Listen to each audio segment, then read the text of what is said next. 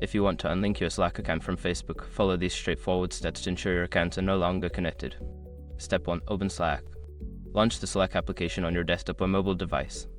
Make sure you are logged into the account you wish to unlink from Facebook. Step 2. Access account settings.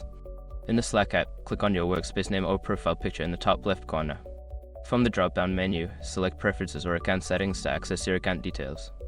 Step 3. Navigate to Linked Accounts. Within the account settings, look for a section labeled Linked Accounts or Connections. This section will display all external accounts connected to your Slack profile, including Facebook. Step 4. Unlink Facebook. Find the Facebook account listed in the Linked Accounts section. Click on the option to unlink or disconnect next to Facebook.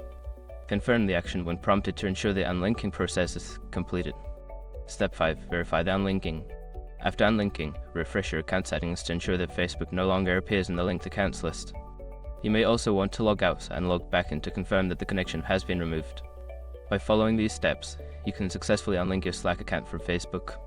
If you have any further questions or need assistance, feel free to reach out to Slack support.